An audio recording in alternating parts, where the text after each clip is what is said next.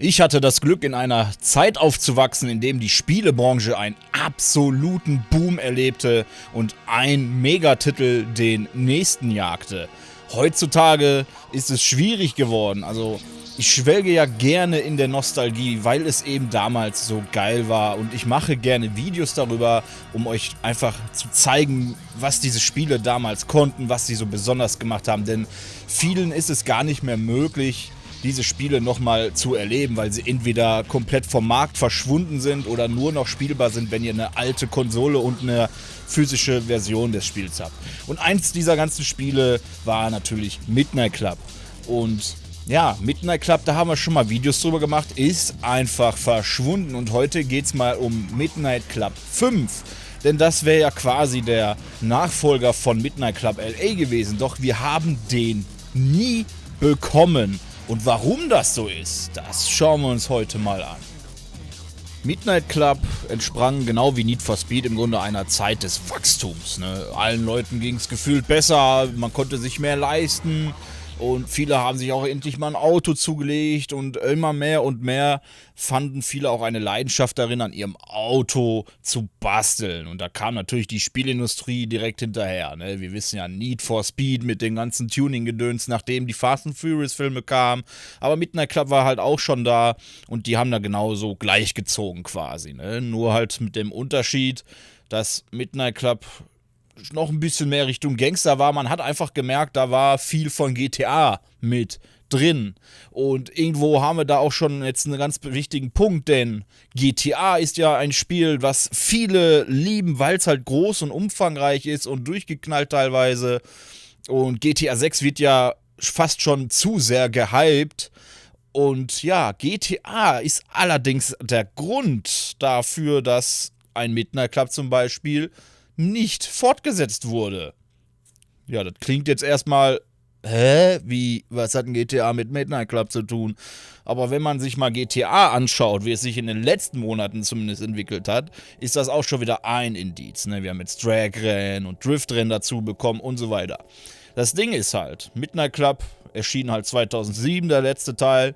Das war eine Zeit, wo GTA 5 schon massiv in der Planung war und wahrscheinlich auch schon teils in der Entwicklung. Und ja, je später es wurde, desto mehr Fokus wurde halt auf GTA 5 gelegt. Ne? Der Release musste halt stimmen und so weiter und so fort. Ne? Und GTA 4 war ja auch noch da in dem Zeitraum zu Midnight Club. Na, die Sache wollen wir jetzt nicht verdrehen. Wie gesagt, Midnight Club 2007, 2008 kam schon GTA 4. Das war also auch schon massiv in der Entwicklung. Und da waren auch wahrscheinlich schon die Pläne für den Nachfolger da. Ne? Plus die DLCs. Also war sehr viel los bei Rockstar. Und deswegen fiel so ein Midnight Club erstmal flach. Genau wie andere Titel. Ja, und dann kam halt GTA 5 und dann GTA Online. Und ja, ein Midnight Club 5 war tatsächlich geplant.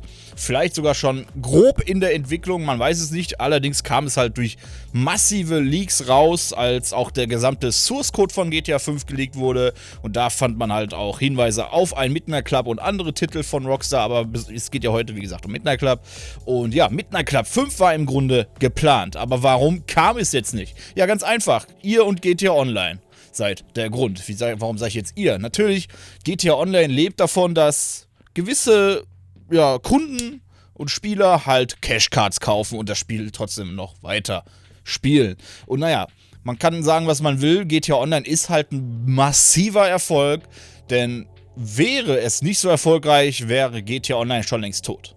Rockstar ist halt sehr profitgetrieben mittlerweile. Es hat sich stark verändert und ja, es macht einfach Geld, Geld, Geld und deswegen hat man wohl irgendwann gesagt, diese ganzen anderen IPs und darunter halt auch Midnight Club, die lassen wir jetzt mal fallen, denn warum, sollen wir denn ein Spiel entwickeln, wo es um Autos und so weiter geht, wenn wir schon ein GTA haben, wo es ums Auto geht. Aber mit dem Unterschied, dass wir bei GTA halt 0 Lizenzen für die Autos zahlen müssen, weil sie halt quasi gefakte Versionen von den echten sind, die halt so verändert sind, dass man sie halt rechtlich nicht belangen kann. Und ja, so ziemlich alles Mögliche an Inhalte hat seinen Weg nach GTA gefunden, vieles davon kopiert von anderen Spielen. Ne, da müsste man vielleicht mal ein Video drüber machen, weil es gibt schon massive Ähnlichkeiten und Dinge. Ne, nehmen wir mal als Beispiel Verwandlungsrennen. Die kam kurz nachdem The Crew mit seinen ganzen Verwandlungskram um die Ecke kam. Was für ein Zufall, aber naja, ist eigentlich ein anderes Thema. Auf jeden Fall kann man sagen, dadurch, dass GTA Online so einen massiven Erfolg gebracht hat und diese Mikrotransaktionen immer noch viel Geld bringen, dann kommt noch dazu diese ganzen Re-Releases, dieses Timing quasi mit den Next-Gen-Konsolen, ne? Weil GTA kam ja erst für PlayStation 3, Xbox 360.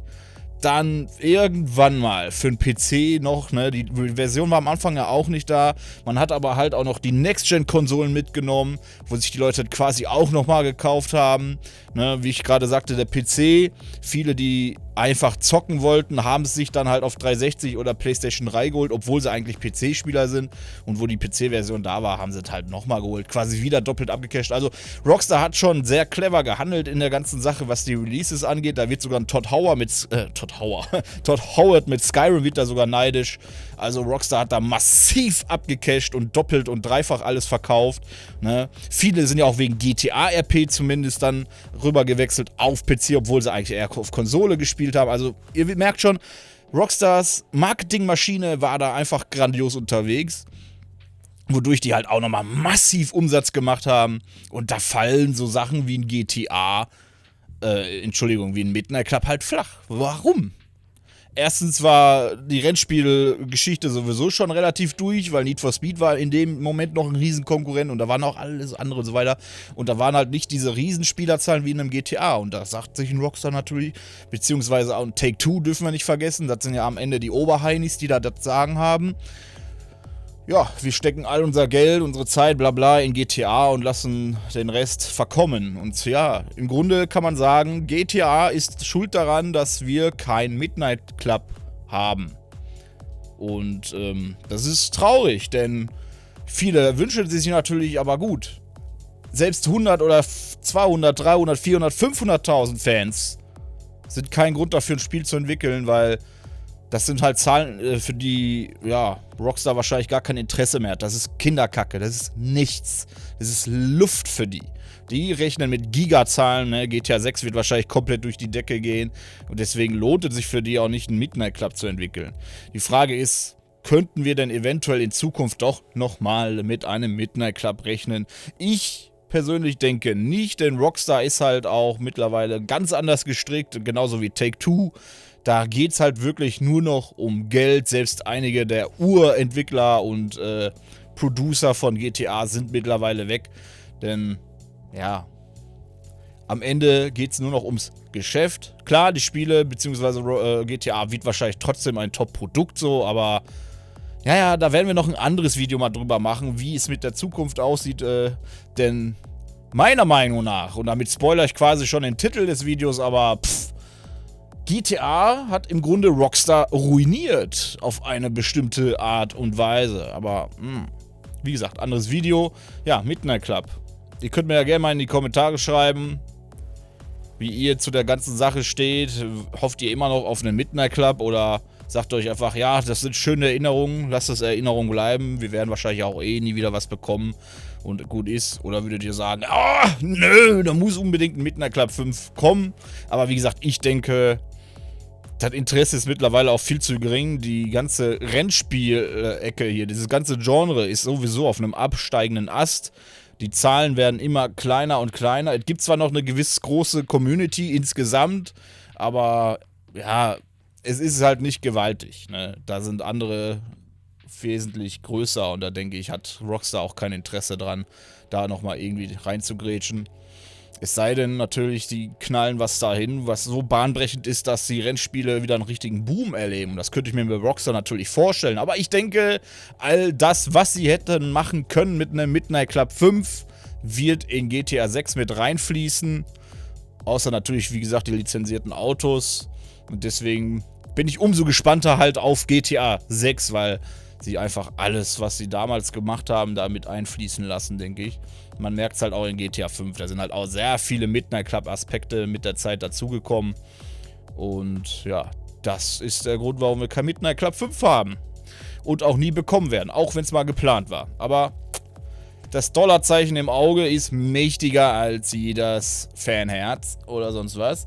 Und damit sind wir am Ende dieses Videos. Ich hoffe, es hat euch gefallen. Lasst gerne ein Abo da, wenn ihr es noch nicht getan habt. Like nicht vergessen und kommentieren. Wir sehen uns im nächsten Video. Vielen Dank fürs Zuschauen und auf Wiedersehen.